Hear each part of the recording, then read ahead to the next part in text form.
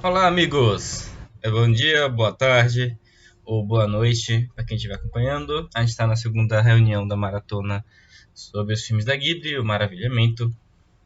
Como é que esses filmes podem nos ajudar a desejar o céu? Bom, repetindo a premissa do nosso filme e os avisos sobre os erros técnicos que aconteceram.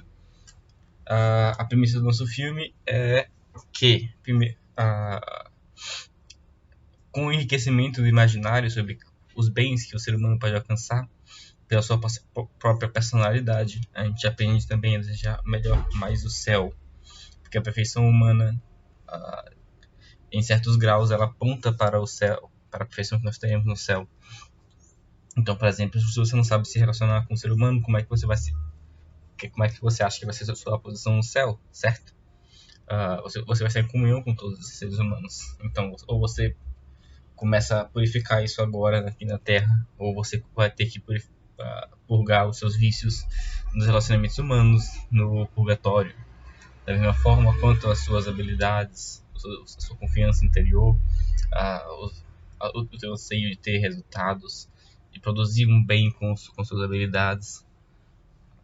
Da mesma forma, o desejo de assumir um lugar no mundo, o teu medo da morte, até a tua própria relação com Deus diretamente.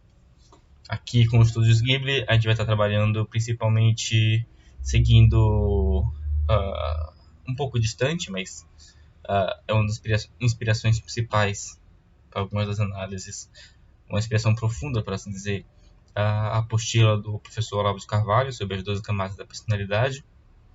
E quanto aos avisos técnicos, bom, vocês já devem ter visto nos stories ou na outra reunião, na reunião 1, que nós tivemos um problema com gravação. Essas aulas normalmente acontecem online, ao vivo, mas desta vez eu estou tendo que gravar offline, porque nas gravações antigas minha voz ficou muda. Independente disso, asseguro que eu darei o máximo na apresentação, aqui na regravação. Infelizmente, apenas vamos perder os comentários dos nossos colegas.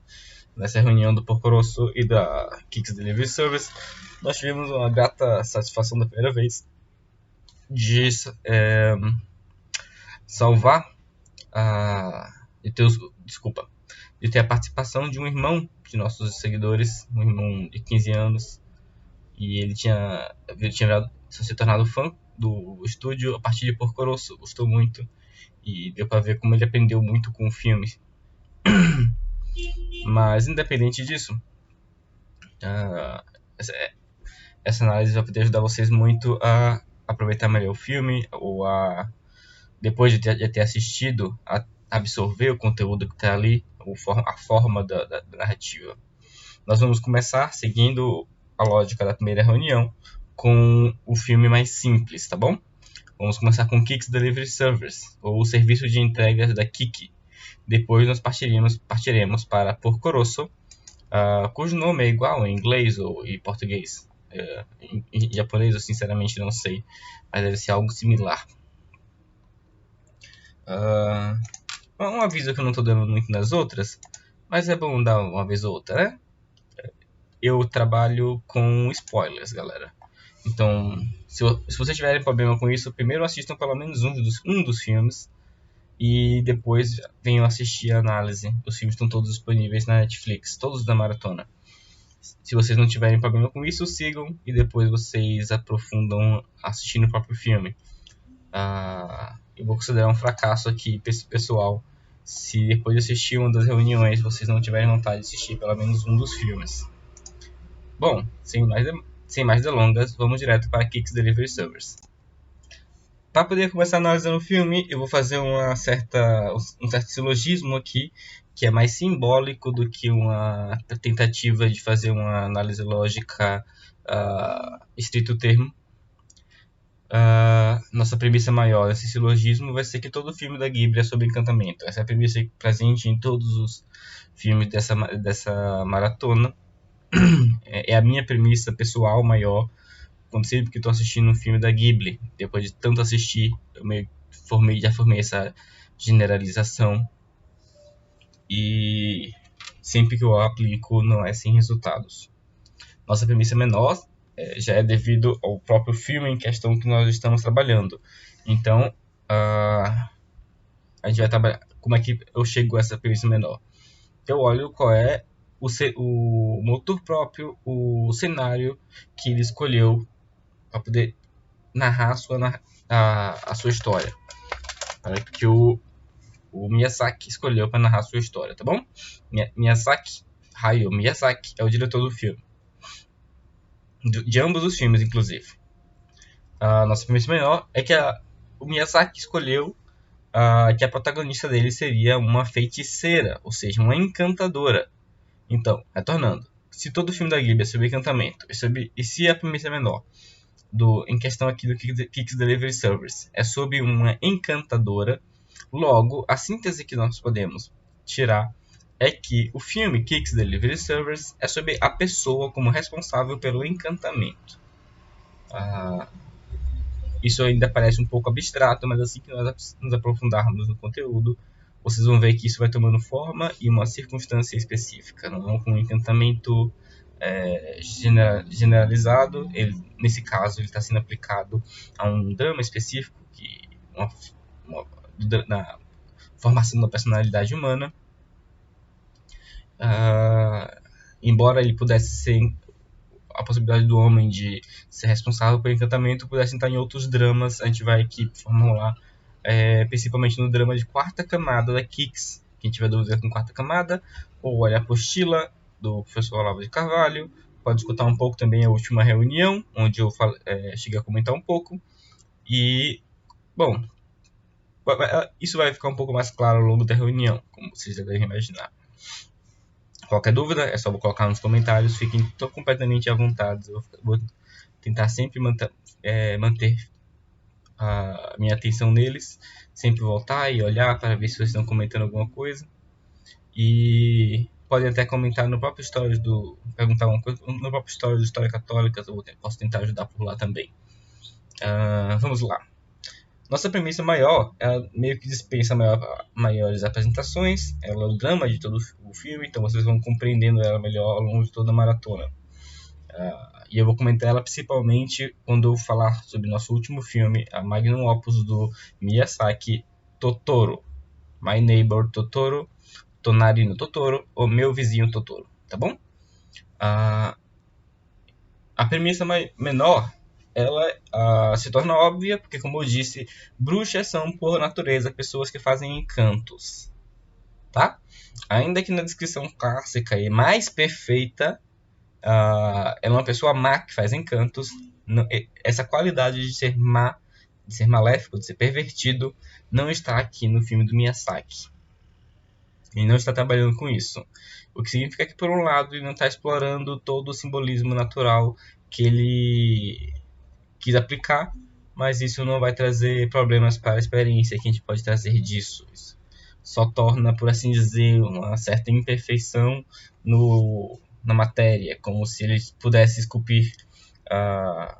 É como se ele estivesse tentando esculpir uma forma que é mais perfeitamente trabalhada no ouro e ele está trabalhando ela no bronze. É algo similar a isso. Que nesse caso, então, ela vai ser apenas uma bruxa nominalmente, porque o simbolismo dela é usado mais como pretexto. Isso é tanto assim que há um indício disso no próprio filme. O Miyazaki já nos fala que ele não quer trabalhar o próprio conceito de bruxa. Como é que ele faz isso, Cruz? Ele vai colocar um titânico, um laço vermelho na cabeça dela, quebrando toda a aparência ameaçadora ou negativa, escura da bruxa.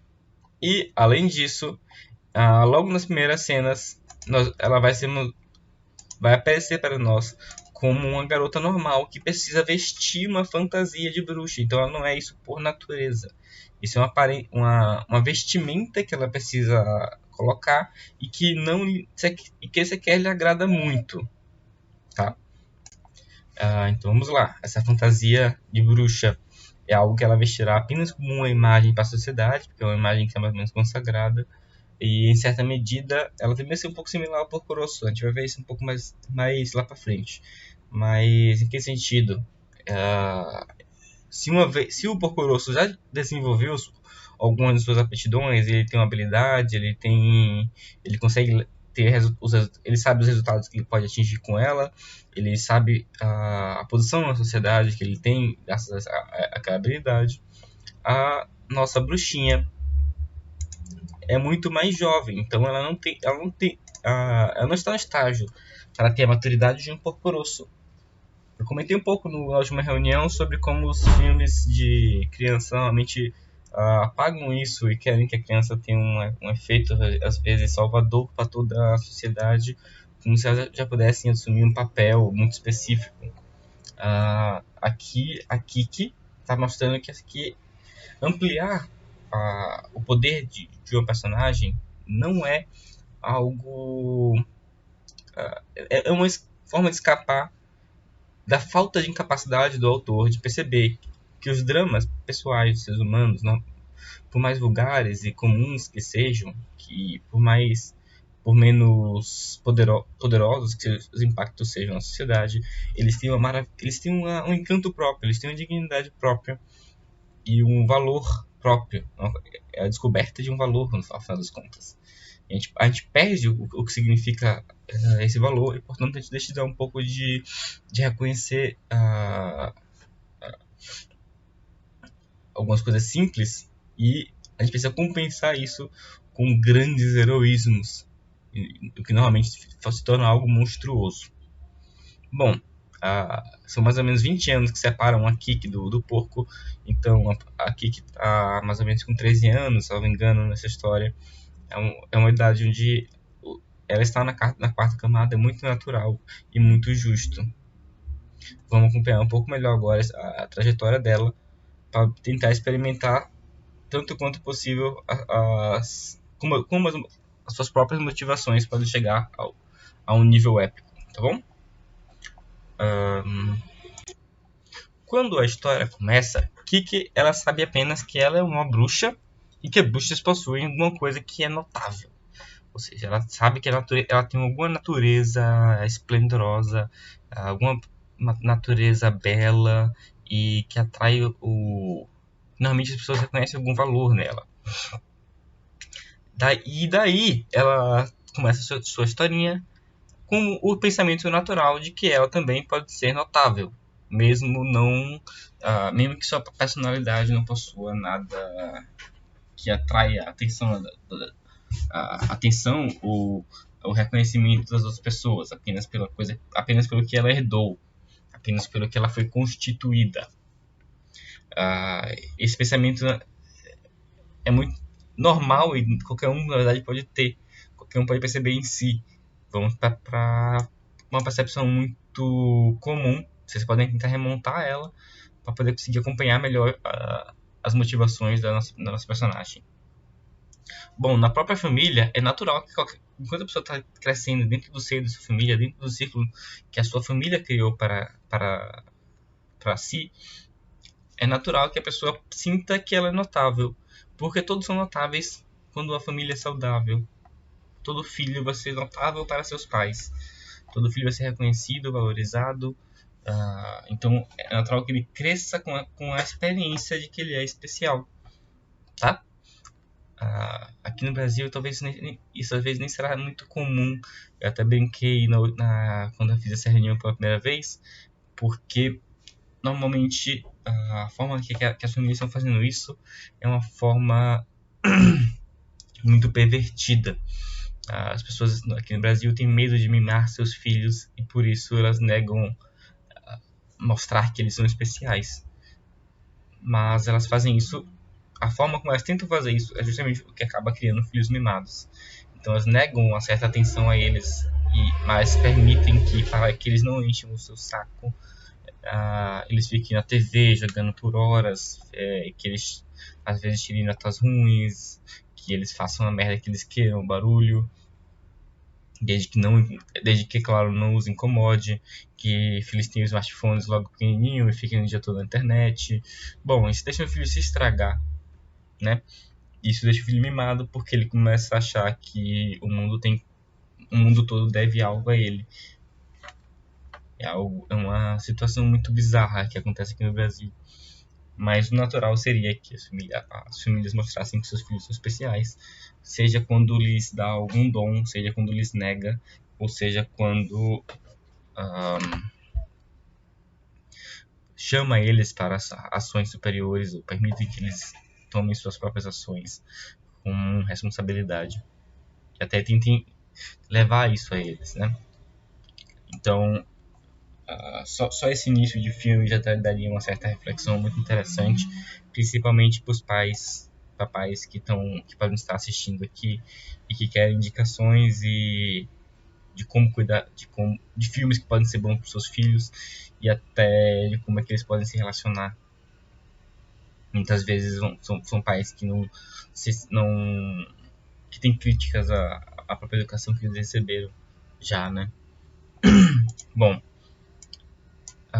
é importante notar então isso. A Kiki, ela tem esse sentimento de que ela é especial, mas ela não é uma menina mimada.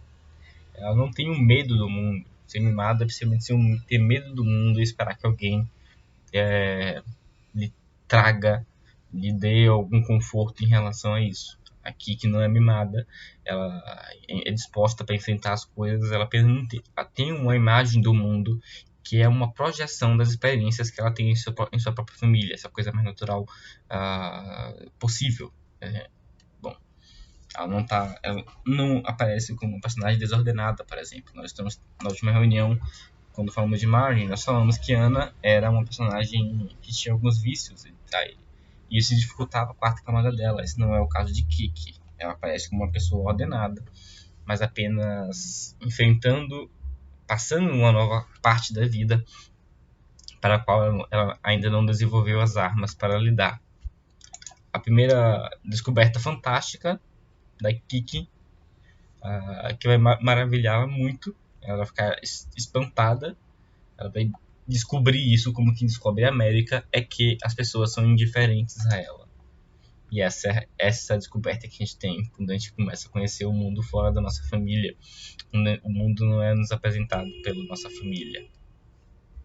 Quando nossa família nos apresenta um tio ou um amigo ou um antigo colega de classe, eles instantaneamente olham-nos com o encanto e com o afeto que eles tinham pelos nossos pais. Mas quando a gente olha uma pessoa que não é desse círculo, o mais natural é que a pessoa se mostre um tanto quanto indiferente. Principalmente se nós não tivermos desenvolvido uma certa habilidade de relação. Abre parênteses, se não formos sanguíneos, porque o sanguíneo tem uma praga para lidar com isso. Sem ofensas. Se a gente não tiver essa capacidade de relação, se a gente não tiver uma habilidade de mostrar de simpatia, de estar sorrindo, de olhar no olho, se a gente não tiver essas técnicas, isso não deixa de ser, de certa forma, uma espécie de técnica, as pessoas vão ser diferentes para conosco. E até se nós a tivermos, muitas vezes elas vão ser diferentes, porque elas estão seguindo a sua vida e nós não temos nada a acrescentar, né, a isso. Apenas uma coisa vai mudar essa situação, que é uma outra descoberta que vai começar a fazer. Ela vai perceber que quando você ajuda uma pessoa que está em necessidade, curiosamente, quando se presta uma ajuda a uma outra pessoa, é como se o universo ganhasse uma vida nova.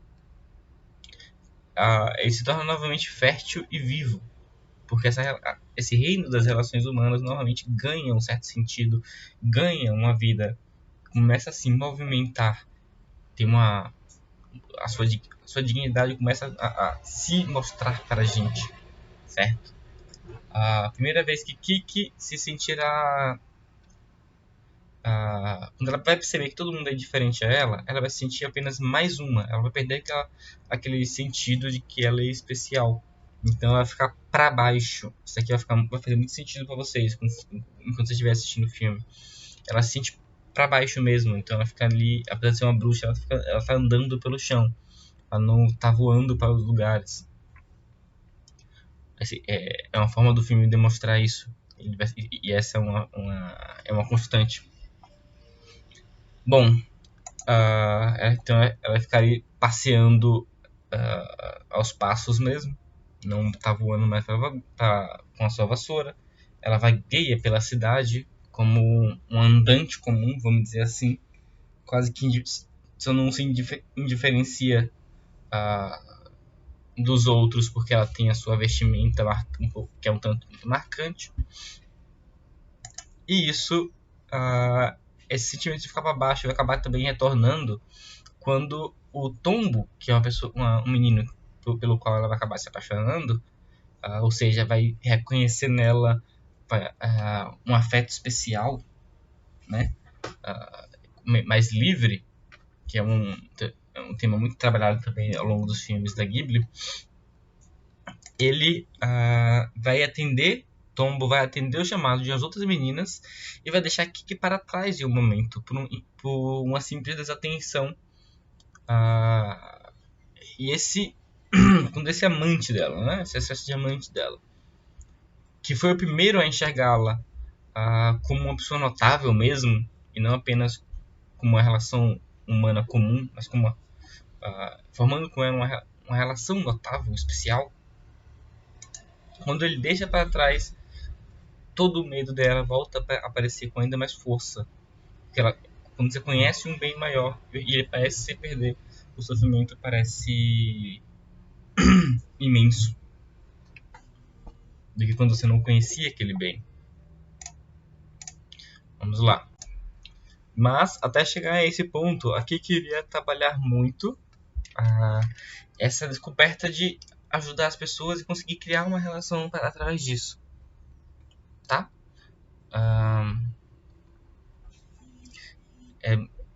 É muito especial cada relação que ela vai criando ao longo dessa descoberta. Mas bom, depois desse efeito do tombo, depois que ela fica com esse medo do tombo, que em grande medida também é apenas ilusório, ela parece perder os seus poderes. Mas ela já havia criado algumas relações ao longo desse tempo. E isso tudo lhe dá uma força.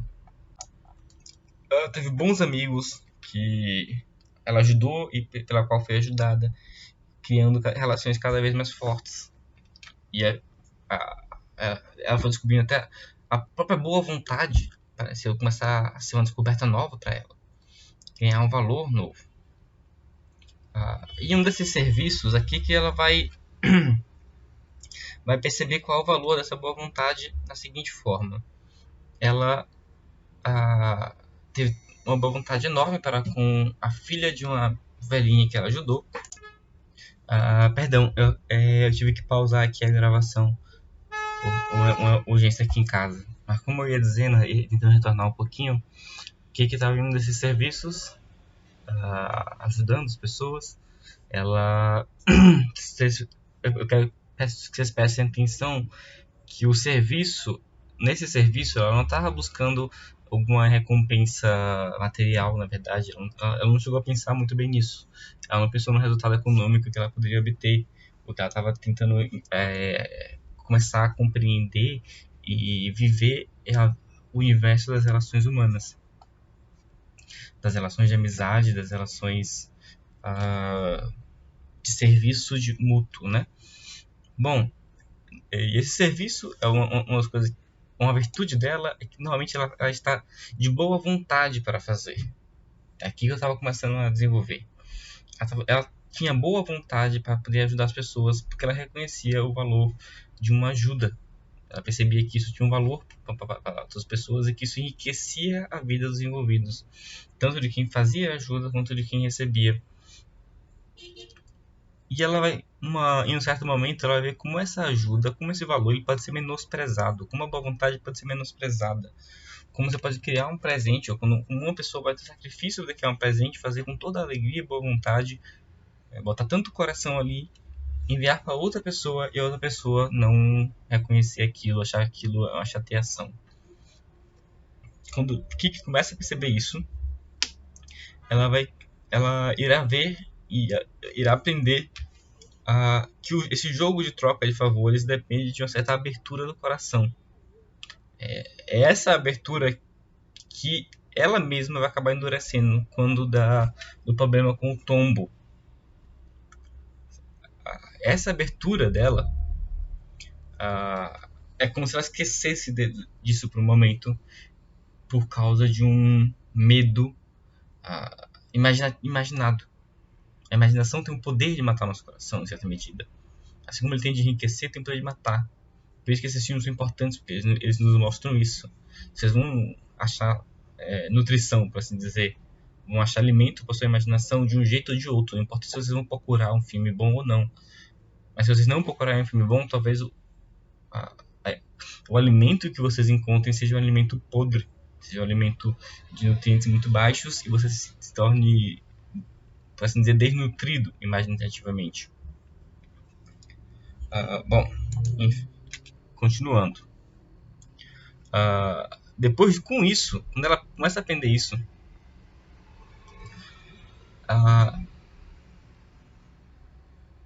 ela se torna, vamos dizer, ela se torna compreensível. A situação dela vai se tornando compreensível quando ela perde seus poderes, certo? Essa perda de poderes dela vai se tornando compreensível. Como assim? Ela descobriu como alguém é capaz de endurecer o próprio coração, matar o encantamento, matar o amor pelas relações humanas, matar a percepção de que elas são valorosas. E esse encantamento com as relações humanas é o que consistia a vida dela. Então, o próprio relacionamento com a vida está em certa medida simbolizado aqui. Aqui que percebe que isso está acontecendo na vida dela, que ela pode ter matado, que ela tem a possibilidade de matar isso, que ela tem a possibilidade de matar o seu encantamento para com a vida, o seu amor para com a vida, ao outro, as relações humanas. É uma descoberta terrível. É muito importante, meu Deus do céu. Eu não sei como frisar isso o suficiente, vocês não perceberam com o que eu estou tentando apontar aqui. Mas é muito importante que vocês não façam nenhuma coisa intelectual em cima disso. Vocês experienciem o que a Kiki está fazendo. Levem essa reflexão aqui, essa abordagem para o filme e experienciem o que a Kiki está fazendo. Vejam em vocês mesmos a capacidade que você tem de não amar uma pessoa, de não reconhecer o valor de uma pessoa. De você botar algum sentimento, uma ilusão, uma imaginação na frente da própria pessoa que está de carne e osso, que está ao seu lado. Ou de você simplesmente vulgarizar a relação que você tem com ela. É a minha mãe. Muita gente fala isso quase como uma obrigação. Fazer um serviço para a mãe é uma obrigação. Tanto das coisas que nós já agimos naturalmente na nossa vida. Caralho. Tanto dessas coisas. Um serviço para a namorada. Um serviço, uma ajuda para uma amiga. Um conselho para um amigo. E num grupo de catecismo. Obedecer o pai e mãe. As relações na escola. A gente vê muito naturalmente todas essas coisas como coisas ordinárias, como coisas vulgares que não merecem a nossa atenção profunda, a nossa atenção completa quando elas estão acontecendo. Mas a coisa não é assim. Essa capacidade que nós temos de vulgarizar tudo isso é uma capacidade quase que demoníaca. A gente não teria essa capacidade se não fosse a ação do demônio no capítulo 3, né, de Gênesis. A gente não teria. De forma alguma. Bom, aqui que ela entende todo esse drama que ela está passando pelo símbolo da confiança. De onde ela adquire confiança? O que é confiança para ela? Confiança é a percepção que ela tem do valor que os outros a atribuem. Ou seja, No momento que ela reconhece que os outros a reconhecem, isso lhe dá confiança. Mas isso vai ficar um pouco mais claro se nós estudarmos um pouco o que é confiança. A palavra em si e não só na Kik, tá bom? Primeiro a gente precisa diferenciar confiança do que talvez a gente falasse como autoestima, né? Que essa da forma autoestima a gente se refere a ela como uma espécie de crença. A gente já aprofundou um pouco a questão da autoestima, já mencionou rapidamente quando nós falamos de Marne. Vamos então trabalhar assim, aqui em cima com a questão da crença. A confiança não é uma crença, ou seja, não é um ato de você acreditar ser capaz disto ou daquilo. Não tem a ver com você acreditar em algo abstrato. A confiança é um tipo de fé, ou seja, ela é uma relação pessoal com a verdade, ou, se você preferir, com a realidade. É esta fé que elevava a Kik aos céus. Essa fé no encanto próprio dela, né, de ser bruxa. Existem certos elementos dessa confiança que é natural. Quando a Kik perdia essa confiança, ela ficava presa no chão. Quando ela tinha confiança, ela conseguia se elevar aos céus. Isso aqui é simbólico. E ela retornará potencialmente essa confiança quando uma de suas amigas, que ela criou graças a esses serviços, vai em busca dela por sentir sua falta. Ou seja, a Kik tinha ficado de visitar essa amiga, ela falhou com essa proposta por causa de suas dores, e a própria amiga gratuitamente foi vê-la, reconhecendo o valor dela. Essa mesma amiga irá falar para Kik a própria experiência que ela teve com algo semelhante em relação à confiança, apesar de se dar em uma outra camada, da qual eu considero que provavelmente é a quinta. Ela vai falar todo o trabalho dela, querendo aprender a fazer um bom quadro, e muitas vezes a inspiração não aparecendo. Isso vai explicando para Kik que isso é isso de certa forma faz parte da estrutura de como as coisas são agora. A confiança, a fé, né, a confiança da Kik, a sua fé mesmo religiosa, ela por vezes ela vai se apagar. Aqui eu digo fé, diferenciem, por favor, de crença. Não é que sua crença em Deus vai apagar ou não. Isso aí eu não duvido que muitos de vocês, para muitos de vocês isso não vai acontecer. Vocês vão crer em Deus e não vão se tornar burros ao final, pelo menos nesse sentido, né? Até o final de suas vidas. Vocês vão continuar sabendo que Deus existe, porque isso já é um conhecimento. Esse conhecimento não vai apagar.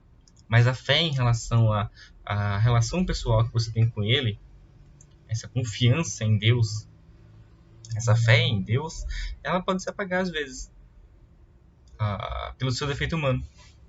Aí quem quiser negar nesse aspecto pode me comentar nos comentários aqui no YouTube que a tua fé é perfeita e está livre de possibilidades e faltas humanas. Estão convidados a fazer isso. Os que reconhecerem que tem essa capacidade de falhar e perder até mesmo a confiança que tem em Deus. Ou seja, os humanos, por favor, tentem acompanhar aqui esse sentimento da Kik. E botem isso mesmo, tá bom? Botem isso mesmo quando estiverem vivendo o drama da Kik. É nesse nível profundo que vocês vão entender o que ela está passando. Se vocês tentarem reduzir o valor, porque a sua confiança em algo é mais digna do que a dela, ou seja, em um objeto mais digno, vocês vão perder a experiência, vocês não vão conseguir enriquecer a própria relação que vocês têm. Bom, a fé, então, essa apaga, ou pelo menos ela vai se esfriar por causa de nossas fraquezas.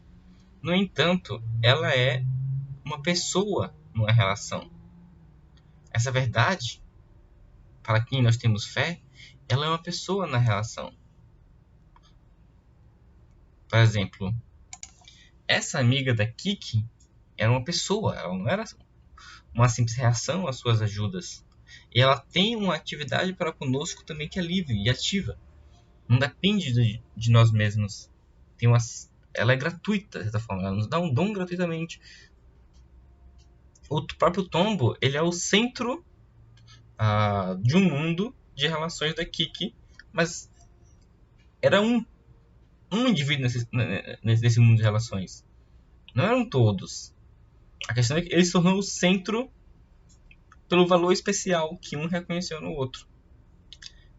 E, como eu ia dizendo, essa pessoa com que nós nos relacionamos com a fé, a verdade, a realidade, as pessoas ao nosso redor, seja lá em que nível você esteja abordando a verdade e a realidade, podem ser pessoas, pode ser o ambiente natural, pode ser um drama mais complicado na vida, uma situação financeira, a tua posição na sociedade, tudo isso, tua relação com essas coisas, na verdade, não é uma relação com objetos, é uma relação com a pessoa.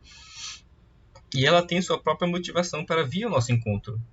As pessoas também desejam a nossa salvação. Desejam o nosso bem. É isso. É natural que você caia nessa confiança. O que nós precisamos estar atentos é para estar acordados quando o Senhor voltar.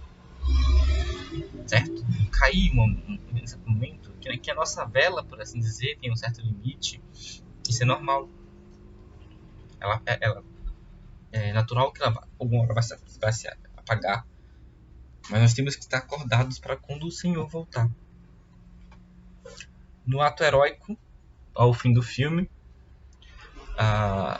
vai acabar sendo uma vitória final da Kiki sobre todo esse drama da quarta camada e das relações humanas. E ele basicamente ele não traz um elemento extremamente novo ao filme. Todo o drama que vocês podem viver vai ser principalmente anterior a isso. Esse elemento final ele vem como que para te dar uma certa tranquilidade, para recuperar os seus sentimentos em relação a esses dramas, e para simbolizar perfeitamente o que é a vitória em relação a tudo isso. Como é que ele simboliza essa vitória? Olha, toda a cidade aprova ela. A aprovação do meio pode variar de um dia para o outro. Mas quando toda a cidade aprovou a Kiki naquele momento e que ela estava viva para essa experiência, significa o quê? Significa que ela já provou o seu afeto para toda a sociedade.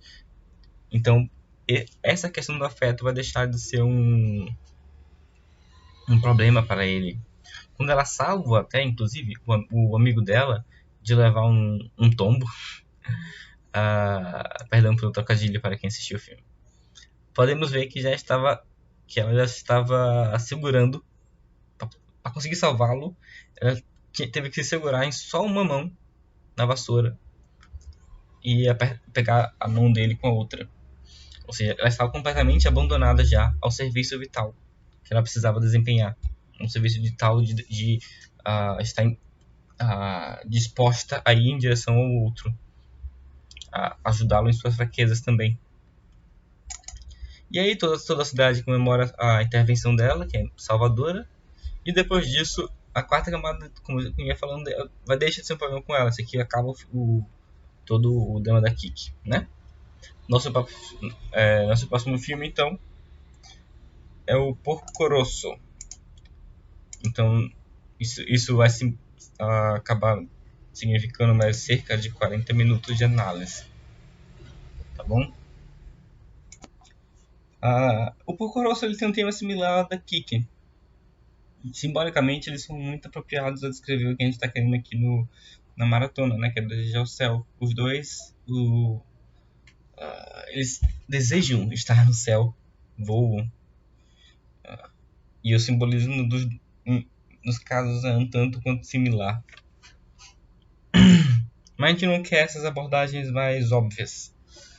Como eu já disse, a perfeição da personalidade é o nosso foco. É a nossa premissa aqui em toda a maratona.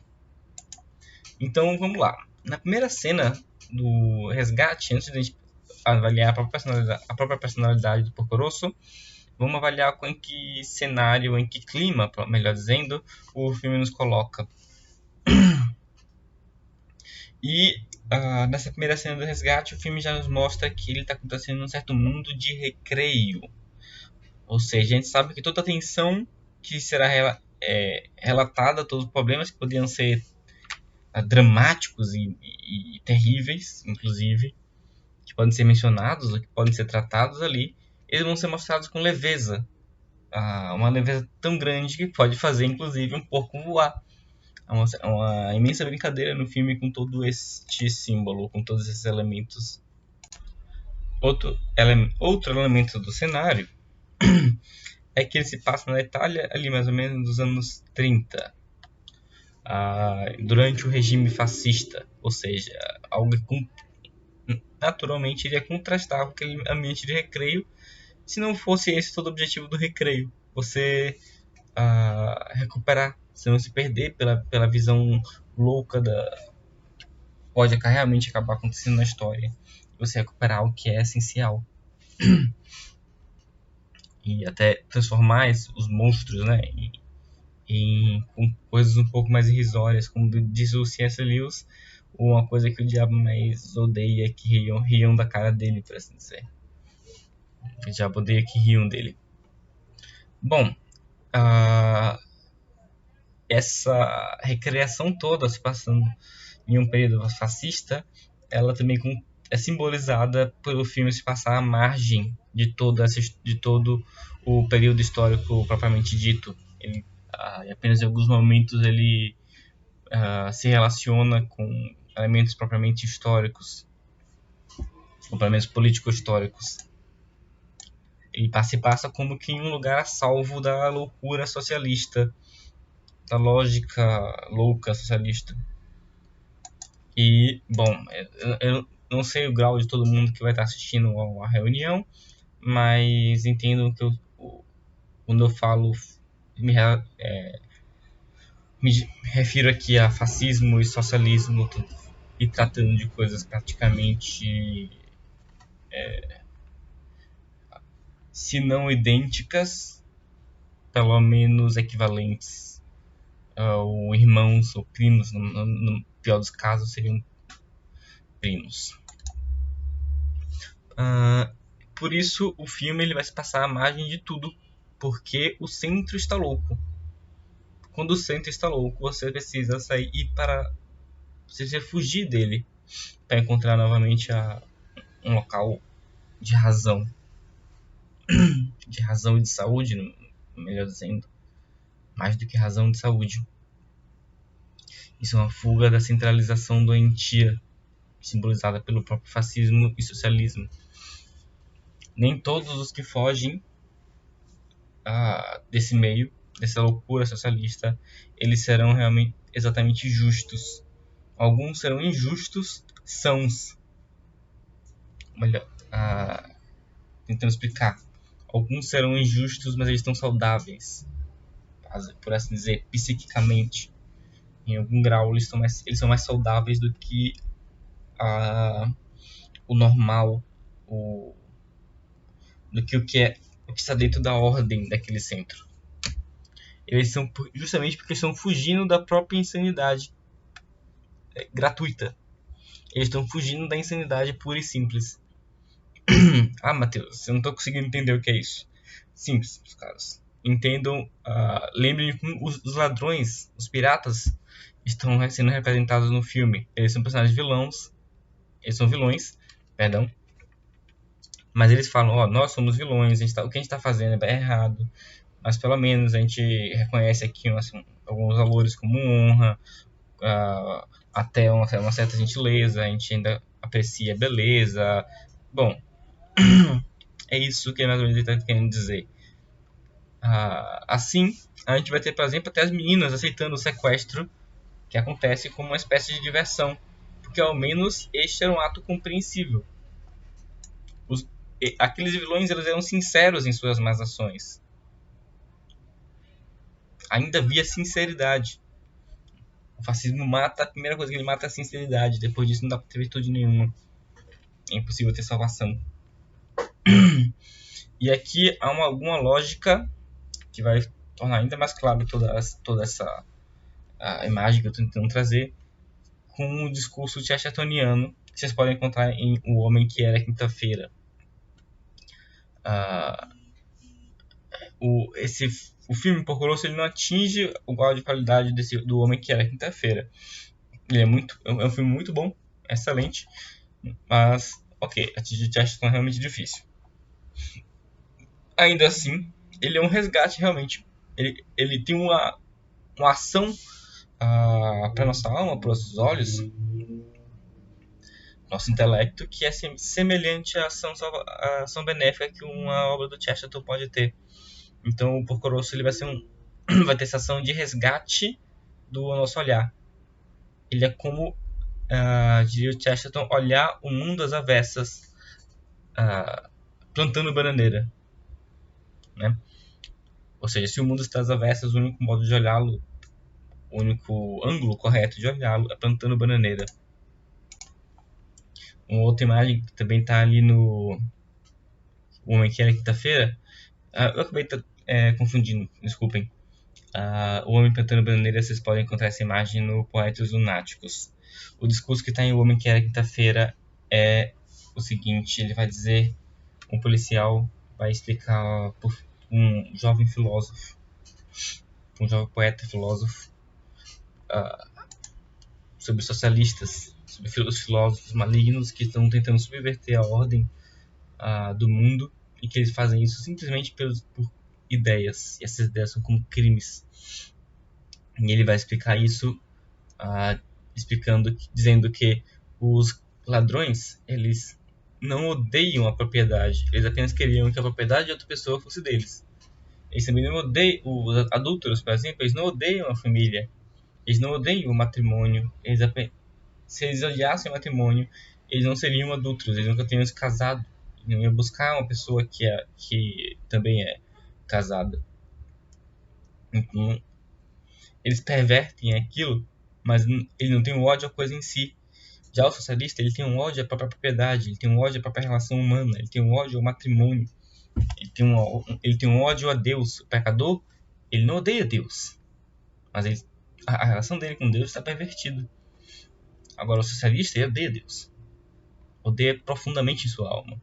Quanto mais ele se deixa levar pela ideologia e pelo aspecto revolucionário de todas aquelas ideias, de todo aquele discurso, à medida que ele vai se hipnotizando com aquilo, o coração dele vai gradualmente odiando cada vez mais a Deus. Ainda que ele use o nome dele para poder defender a sua ideologia, ser relevante. A gente pode dar qualquer nome para qualquer coisa. Agora, quanto ao nosso porquinho, a imagem dele também aparece com clareza logo no início do filme. Ele é um sujeito solitário, ele sabe tirar proveito do papel que ele está desempenhando para a sociedade. Com um porém, ele faz tudo isso como se ele fosse uma pessoa bruta, mas não o é. Essa é basicamente a imagem que ele está tentando passar. A imagem que ele tenta passar para os outros é a imagem de um porco. E o que nos será revelado é que esse porco ele não vive na lama. Ao contrário, esse porco ele nasceu com o desejo do céu em seu coração. Biograficamente, na história do Porco Rosso, parece que ele sempre desejou estar no céu. E tinha uma aptidão natural para poder chegar lá. Ainda assim, ele se revela para os outros como um porco.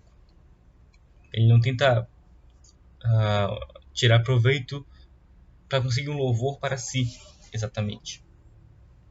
Bom, o que nos será revelado então isso é uma ilusão. A porqueza dele, entre muitas coisas, é seu desinteresse, né, pelo papel que ele já desempenha naturalmente. Ou seja, ele não tem interesse,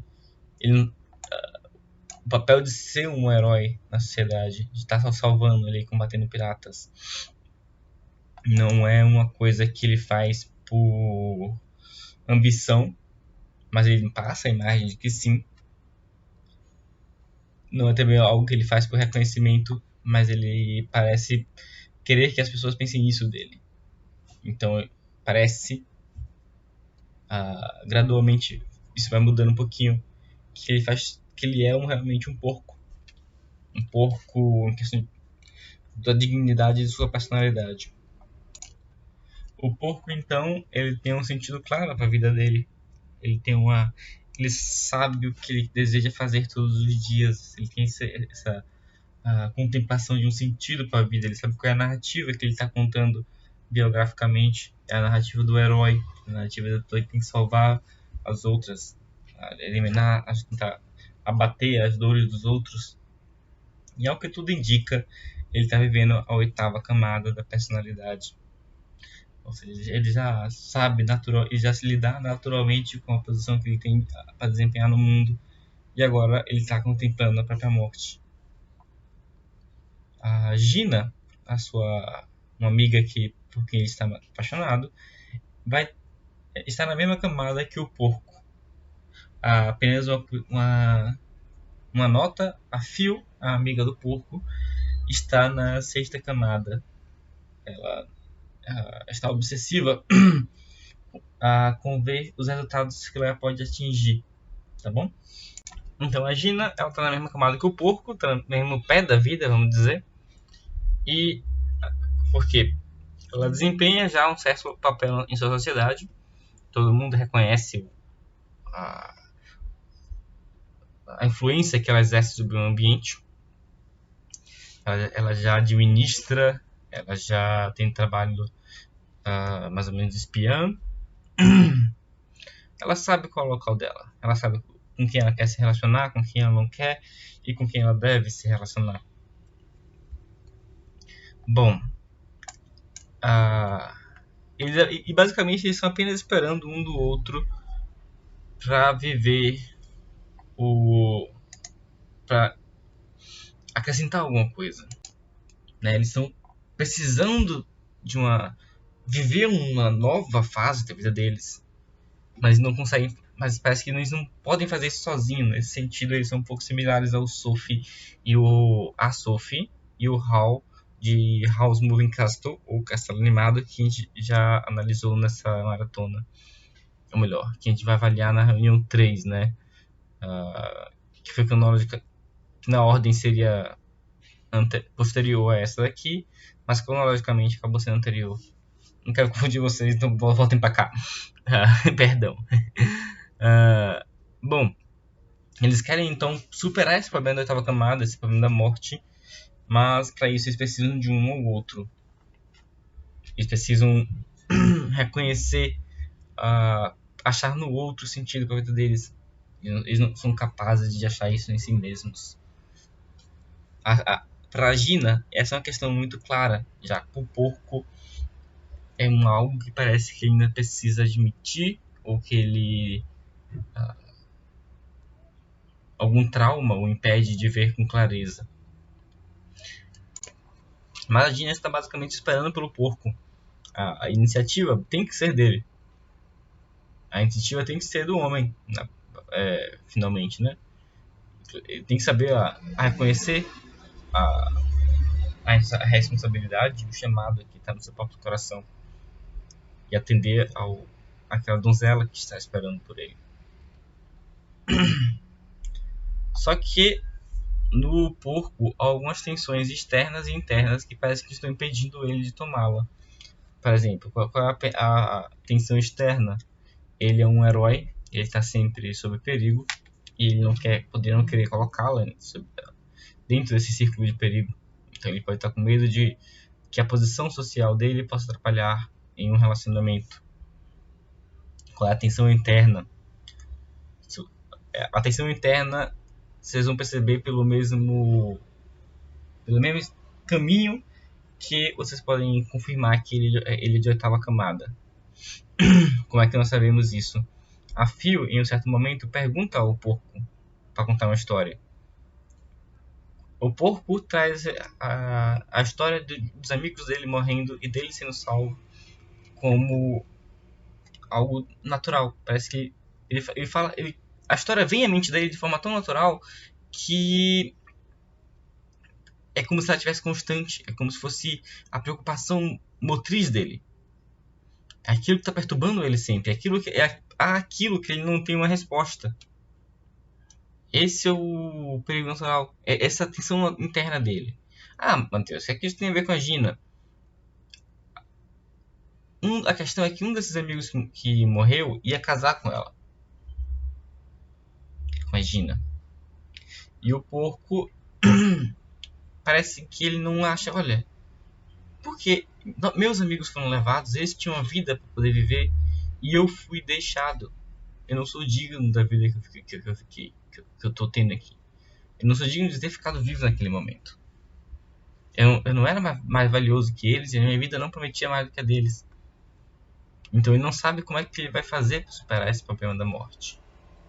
Como ele vai fazer com que a vida dele ganhe um sentido que seja superior à própria morte. A sua própria morte. E é um problema realmente complicado. O filme, de certa forma, vai ser um pequeno preparo para que ele resolva isso. E aí vão entrar algumas outras tensões internas que nós ainda iremos avaliar. Para entender melhor isso, vamos considerar o seguinte. Assim como a aparência dele, do porco, ele também faz alguns atos que são porcos, né? Então ele distribui alguns garanteios, ele parece forjar uma imagem de um mulherengo, a gente não sabe o quão forjada é. E alguns indícios disso tudo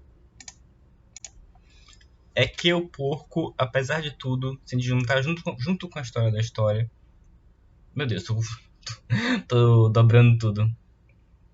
Se a gente juntar essa imagem de porco, que mais ou menos chega a levar alguns atos, com a história que ele conta rapidamente, a gente já pode perceber um pouco do sentimento que ele vive. Primeiro, um sentimento de gratidão, mais ou menos agnóstico, ele não sabe porque ele está vivo, afinal. E esse sentimento ele dá uma certa... É uma semente de piedade que ele tem para com os inimigos. Então ele não mata nenhum dos inimigos, porque eles podem ser todos porcos, mas... bom, mais ou menos como o Porco Rosso fala, é melhor ser porco do que ser fascista. Ou seja, eles não são demônios ainda. Eu posso ser um porco, mas eu não sou demônio. Esses bandidos podem ser bandidos, mas eles não são demônios ainda. Pode ver se eu fui poupado, porque talvez haja uma salvação para mim. E se há uma salvação para mim, talvez haja uma salvação para eles. Se eu fui digno o suficiente de ser poupado, eles também deveriam ser. Mas, de qualquer forma, isso mostra um certo valor que ele tem de si em relação a esse problema da morte como algo baixo, né? Ele não, em certa medida, talvez ele não sabe quão pouco de verdade ele é. Ele não sabe o quanto aquela imagem forjada dele traduz o que ele realmente é. Talvez ali haja alguma imagem do que ele também, de como ele realmente vê a si mesmo. O que não é um defeito nem algo que a gente possa imitar. Pelo amor de Deus, não caiam nessa moda de virar humildezinho.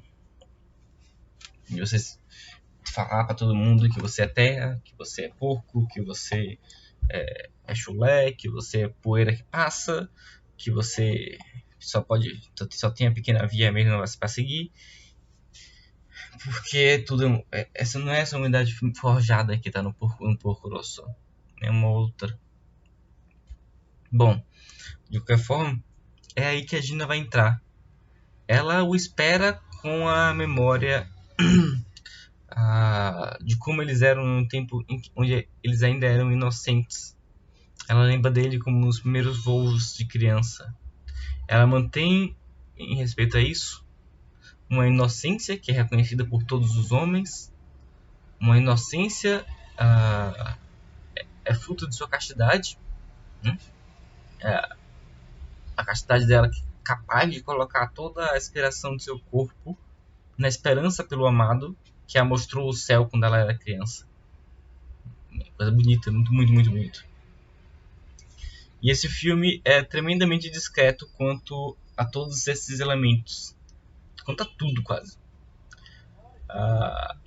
Ele não deixa óbvio. Tipo, eu posso estar aqui. Essa é uma abordagem do livro. Talvez vocês pudessem achar uma que fosse tão bom quanto. Ou, melhor, ou até melhor. Ele não fala quais são o anseio do porco. Tudo passa mais ou menos no nosso coração. E a gente tem que escutar lá. A gente tem que escutar o eco de toda a história no nosso próprio coração. Mas eu creio que o motivo do porco relutar é essa dúvida, é essa sua dúvida de que da própria capacidade, independente dele ser um porco ou não, por assim dizer, da sua própria capacidade de tocar aquela mulher, a inocência, sem maculá-la. Esse é um dos dramas para mim que são principais pro Porco Rosso. Ele deve até temer que ela... Para ele isso não deve ser impensável. Ele viu a guerra. Ver a guerra não é fácil para ninguém, na verdade. E a amizade com a Phil será justamente essa prova que ele está precisando, que ele pode tocá-la sem manchar sua inocência. A Phil aparece para ele, uma menininha, jovem, bonitinha, que fica falando do traseiro. Se você não assistiu no filme, não se assustem, ela faz isso, ela fala isso jocosamente, não há nenhum apelo sexual. Todo apelo sexual é mitigado nesses pequenos comentários. Bom, e as piadas são leves também. Essa amizade com a Phil vai provar pro porco que ele pode amar uma pessoa, criar essa amizade sem desejá-la de qualquer forma. E o porco vai até descobrir uma certa vergonha dentro dele, uma vergonha casta e nobre. E uma das coisas que parece que nós parecemos ver ali é que quando ele ama, quando o porco ama, parece que ele deixa de ser porco. Isso assusta até as pessoas mais atentas. 2 pessoas no filme notaram isso. E o trabalho do Miyazaki com esse tema todo, de deixar de ser porco, é algo que eu estou usando o termo um neologismo, ainda por cima, estrangeirismo, ou seja, não é nada que eu iria falar para as pessoas fazerem isso. Eu sou muito como coisa de erudito ou uma coisa, esqueci a palavra, pedante. Mas eu gostei do som, a verdade é essa. Eu gostei do som do termo que eu tô usando. E eu tô aproveitando para poder compartilhar com vocês. Que é o tema o que eu chamo de Disorganization of a Prince. Ou seja, o retorno da qualidade da imagem humana pelo amor. Pelo encontro com a princesa, pelo encontro com a amada. O encontro com a amada tem a capacidade de fazer o homem descobrir novamente, trazer novamente a si e viver novamente a imagem humana, que é a imagem de Deus.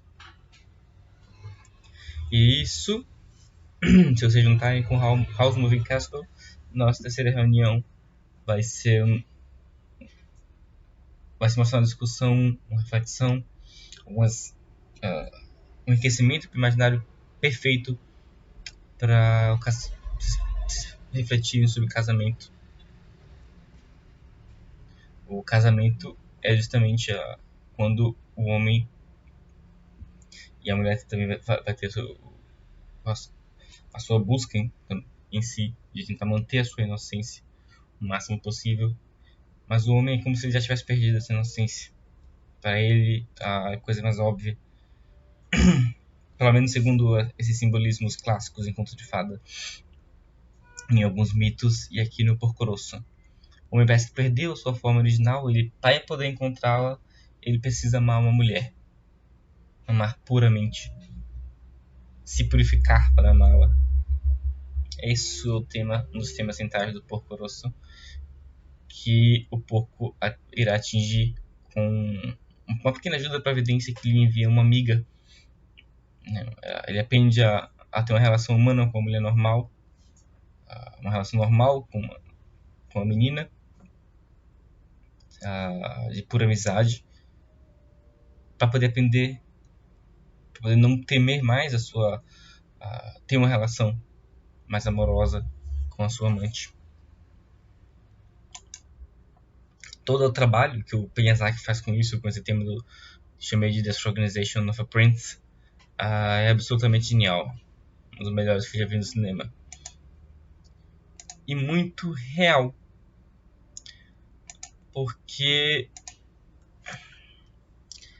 essa capacidade que tem no amor, na relação humana, de nos transformar humanos, parece ser algo assim, brincando com as palavras do Porco Rosso, tão real quanto o fato de que os porcos simplesmente precisam voar.